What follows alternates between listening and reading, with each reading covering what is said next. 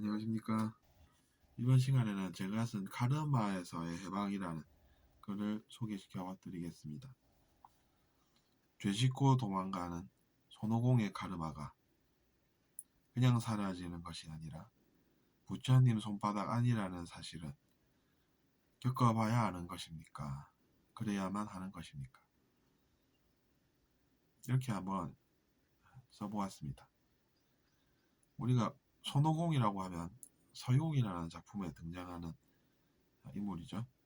그는 이제 근데 죄를 짓고 자비심 많은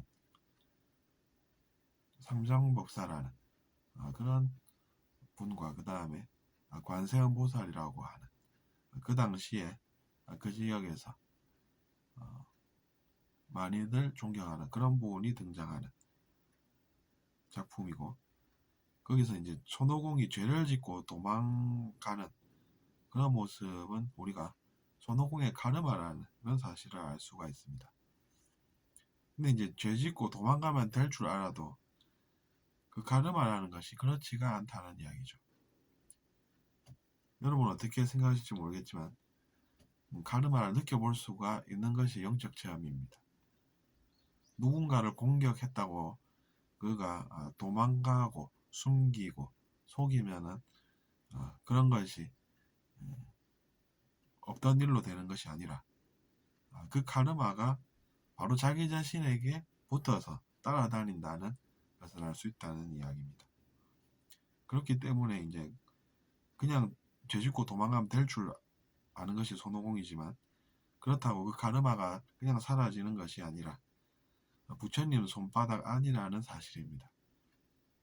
우리가 흔히 이제 부처님 손바닥이라는 그런 속담을 이야기하지 않습니까? 부처님 손바닥 안이라는 그런 이야기를 하는 것은 그런 속임수가 통하지 않는다는 사실을 부처님 같은 그런 분들의 의식으로는 알 수가 있다는 이야기입니다. 언젠가는 그 카르마를 이제 느끼게 된다는 것이죠. 언젠가는 본인이 행한 행동의 결과를 체험하게 된다는 것을 아는 것이 부처님 같은 그런 높은 의식을 가진 존재의 의식이라는 이야기입니다.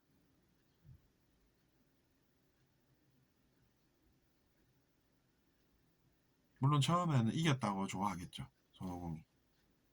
근데 이제 그런 카르마 때문에 나쁜 일을 겪게 되는 것이라는 사실인 것입니다.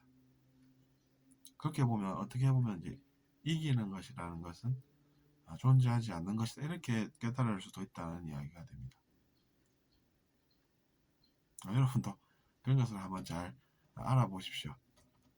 모를 때는 몰라도 성장이 되다 보면 언젠가는 여러분도 아시리라고 저는 믿습니다. 그래서 이제 우리 동양 문화권에서는 이렇게 표현이 되지만 서양 문화권에서는 또 어떻게 표현이 될까요? 그래서 이제 죄의 삭은 사망이다라는 그런 이야기들이 성경 구절로 흔히 인용되지 않습니까? 그 얘기도 같은 일인 것입니다.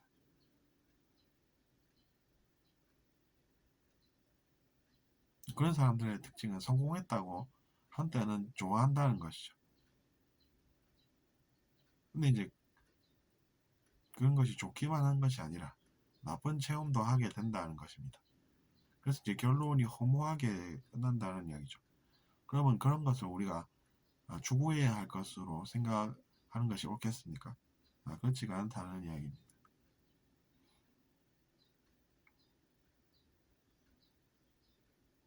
사람들은 자기 자신이 하는 행동이 죄인 줄 모르고 상대방을 처벌해 달라고, 상대방을 막아 달라고 그렇게 이야기들을 많이 합니다만, 진실을 가만히 들여다보면 보통의 경우에는 양쪽 다 책임질 일이 있음을 알게 된다는 이야기입니다.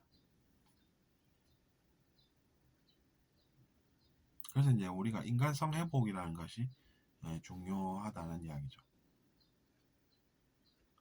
사람으로 살면서 죄 안 짓고 사는 것이 낫다라는 것을 우리가 알 수 있다는 이야기입니다.